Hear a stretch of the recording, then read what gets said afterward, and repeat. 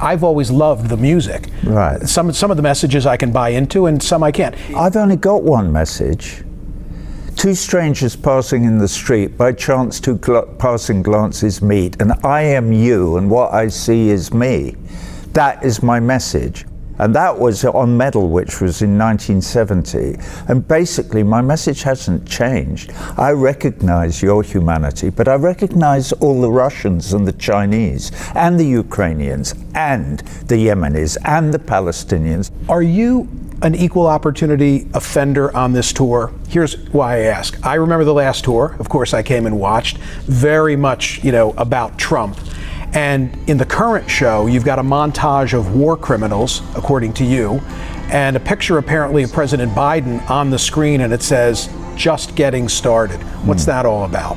President Joe Biden? Yeah. Well, he's fueling the fire in the Ukraine for a start. That is a huge crime. Why won't the United States of America encourage Zelensky, the president, to negotiate, obviating the need for this horrendous war that's killing.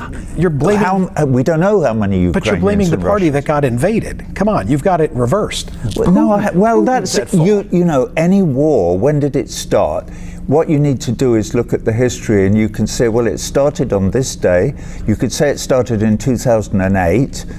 Okay, this war is basically about the action and reaction of NATO pushing right up to the Russian border, which they promised they wouldn't do when Gorbachev negotiated the withdrawal of the USSR from the whole of Eastern Europe. When you say this, then I have to say, what about our role as liberators? You of all people. You have no role as liberators. World War II? World War II? You got into World War II because Come on. Pearl Harbor.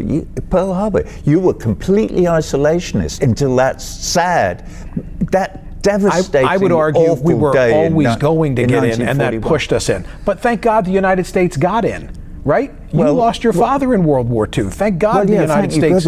Thank God the Russians had already won the bloody war almost by then. Don't forget, 23 million Russians died, protecting you and me from the Nazi menace. Hey, and you would think the Russians would have learned their lesson from war and wouldn't have invaded Ukraine. Well, you with all your reading, I would suggest to you, Michael, that you go away and read a bit more and then try and figure out what the United States would do if the Chinese were putting nuclear-armed missiles into Mexico and Canada. The Chinese are too busy encircling Taiwan as we speak, okay? They're not encircling Taiwan. Taiwan is part of China, and that's been absolutely accepted by the whole of the international community since 1948. And if you don't know that, you're not reading enough. Go and read about it. Okay. Did we solve anything here today? Yeah, we did. Well, no, we didn't. Because you're believing your propaganda, your side's propaganda. You're defining it as Taiwan, propaganda. you can't have a conversation about human rights, and you can't have a conversation about Taiwan without actually doing the reading. Roger, if you're having a conversation about human rights, at the top of the list of offenders are the Chinese.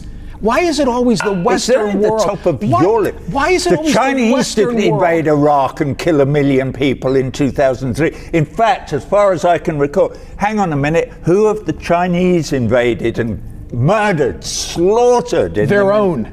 Bollocks. Okay. That's absolute nonsense. Complete nonsense. You should go away and read.